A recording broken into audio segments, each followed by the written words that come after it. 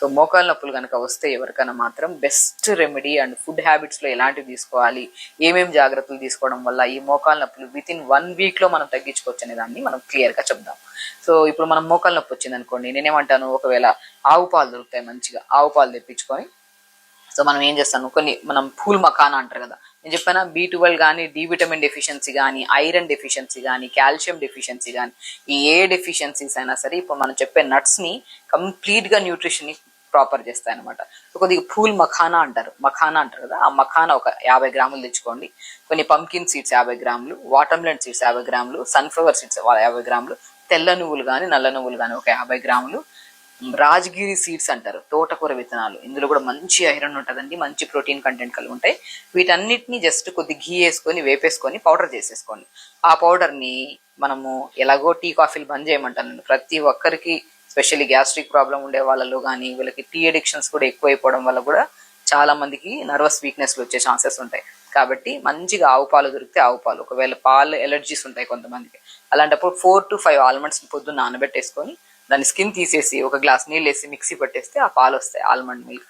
ఆ ఆల్మండ్ మిల్క్లో మనం పూల్ మఖానాతో పాటు పంకిన్, వాటర్మెలన్, సన్ఫ్లవర్ సీడ్స్, తెల్ల నువ్వులు, రాజగీరా సీడ్స్ని పౌడర్ చేసి పెట్టున్నాం కదా, ఆ పౌడర్ని మనం ఈ ఆల్మండ్ మిల్క్లో కానీ ఆవు పాలలో కలుపుకొని డైలీ ఒక పూట తాగండి.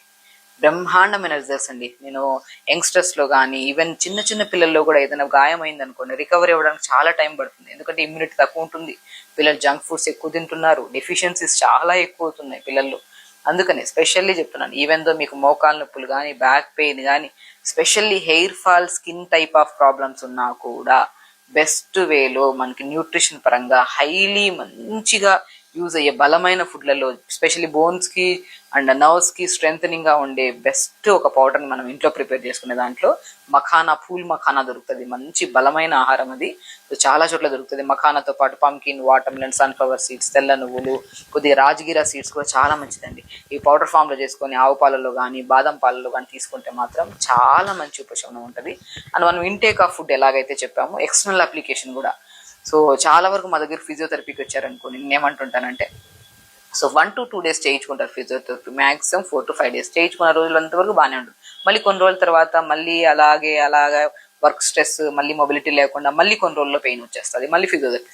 అలా కాకుండా బెస్ట్ వేలో మీకు ఇమీడియట్గా పెయిన్ వచ్చిన వెంటనే ఒక మంచి రెమెడీ, సో చాలా యూస్ఫుల్ రెమెడీ ఏంటంటే, క్యాబేజ్ ఉంటుంది కదా, ఆ క్యాబేజ్ని 2 to 3 layers క్యాబేజ్ని తీసి మంచిగా గోరువెచ్చని వాటర్లో మన ఈ క్యాబేజ్ని వేసేసి ఒక 2 to 3 minutes గోరువెచ్చగా వేడి చేయండి. క్యాబేజ్ని వేసాక నీళ్ళలో ఆ తీసిన క్యాబేజ్ని కొద్దిగా నువ్వుల నూనె, మంచిగా గోరువెచ్చని క్యాబేజ్ని తీసుకొని నువ్వుల నూనె మంచిగా కలిపి ఆ నువ్వుల నూనె మంచిగా క్యాబేజ్కి మంచిగా పట్టించి, దాని తర్వాత జాజికాయ, పురాతన కాలంలో జాజికాయని మనకి ఎక్కడన్నా పెయిన్ వచ్చింది అనుకోండి, ఆ జాజికాయ పౌడర్లో నువ్వుల నూనె కలిపేసి రాసేవాళ్ళు, మంచిగా పెయిన్ చాలా రిలీఫ్ ఉండేది. బట్ మోకాలు నొప్పులకి బెస్టెస్ట్ పురాతన కాలమైన రెమెడీయే, బట్ అల్టిమేట్గా మన నర్వ్స్ని స్ట్రెంగ్త్ చేసి అండ్ హీట్ జనరేట్ చేసి మనకి ఇమీడియట్ బ్లడ్ సప్లైని ఇంక్రీజ్ చేసి కూడా పెయిన్ తగ్గించే బెస్ట్ రెమెడీల్లో జాజికాయ చాలా ఎఫెక్టివ్గా ఉంటుంది. కాబట్టి క్యాబేజ్ తీసుకొని కొద్దిగా నువ్వుల నూనె మనం రాసి దాంట్లో కొద్దిగా జాజికాయ పౌడర్, కొద్దిగా పసుపు వేసి మన ఆ గోరువెచ్చని క్యాబేజ్ని మోకాల మీద కట్టి మనం ఇలా పెట్టి ఒక ప్యాక్ లాగా మన డ్రై క్లాత్ని కట్టేసుకొని ఒక 1 to 1.5 hours మ్యాక్సిమం టైం ఉంటే 1 hour ఉంచుకోవచ్చు, లేదంటే ½ an hour అయినా సరిపోతుంది. అలా ఉంచి 10-15 మనం ఒక మంచిగా ఆ గోరువెచ్చగా ఉన్నంత వరకు ఉంటుంది, దాని తర్వాత చల్లగా అయిపోతుంది. అయినా కూడా అలా ఉంచి ఒక ½ an hour కానీ 1 hour టైం ఉంటే మీకు ప్రశాంతంగా అలా పెట్టుకొని అలా తీసిన తర్వాత చాలా రిలీఫ్ ఉంటుంది. ఇది మనం ఈవినింగ్ టైమ్స్లో పడుకోవడానికి, ఈవినింగ్ టైమ్స్ కానీ లేదా పడుకునే ముందైనా సరే చేసుకున్నారనుకోండి, సో అలా ఉంచుకున్నా పర్లేదు, లేదంటే 1 hour తర్వాత తీసేసాను పర్లేదు, చాలా రిలీఫ్ ఉంటుంది. చాలా మంచి ఒక మసాజ్ కానీ లేదంటే ఏదైనా నర్వ్ మనము కంప్రెషన్స్ చేయించుకుంటున్నప్పుడు ఎంత రిలీఫ్ ఉంటుందో దానికంటే చాలా మంచి రిలీఫ్ ఉంటుంది. సో ఇలా చేసుకొని ఇంకా ఇంకా మంచి రెమెడీ ఏంటంటే, అవిసె విత్తనాలు ఉంటాయి కదా, మనం అవిసె విత్తనాలు తీసుకుంటే ఎంత జాయింట్ పెయిన్స్ తగ్గుతాయి, బోన్ పెయిన్స్ తగ్గుతాయని తెలుసు. అవిసె విత్తనాల పౌడర్ని ఒక గ్లాస్ నీళ్ళల్లో 1 spoon పౌడర్ వేసి బాగా కలిపి దాన్ని ఐస్ ట్రేలో వేసేసుకోండి. ఆ ఐస్ క్యూబ్ని తీసుకొని ఎక్కడైతే పెయిన్ ఉందో, మనకి బ్యాక్ పెయిన్ కానీ, నెక్ పెయిన్ కానీ, ఎనీ కైండ్ ఆఫ్ పెయిన్, ఆ ఐస్ క్యూబ్ని తీసుకొని మంచిగా పెయిన్ ఉన్న చోట్ల సరౌండింగ్లో మంచిగా మసాజ్ చేసుకుంటే ఆ జిగురుగా ఉంటుంది ఐస్ అంతా. ఆ జిగురుని కూడా మంచిగా అలా మనం జస్ట్ ఎక్కువ ప్రెజర్ ఇచ్చి కూడా కాకుండా లైట్గా మంచిగా అప్లై చేసుకున్నట్టు మసాజ్ చేసుకున్న తర్వాత గోరువెచ్చని క్లాత్ తీసుకొని ఆ జిగురు అంతా తుడిచేసేయండి. సో బెస్ట్ రెమెడీలో 2 రెమెడీలు. మార్నింగ్ టైమ్స్లో అవిసె విత్తనాల పౌడర్తో చేసిన ఐస్ క్యూబ్ని మంచిగా మోకాల పై భాగంలో కింద భాగంలో రాసుకొని, ఈవినింగ్ టైమ్స్లో గోరువెచ్చని క్యాబేజ్తో జాజికాయ, పసుపు, కొద్దిగా నువ్వుల నూనె వేసేసుకొని రాసుకొని మనం అప్లై చేసుకొని ప్యాక్ లాగా కట్టుకుంటే మాత్రం ఎంతటి క్రానిక్ పెయిన్స్ అయినా సరే పెద్దవాళ్ళలో.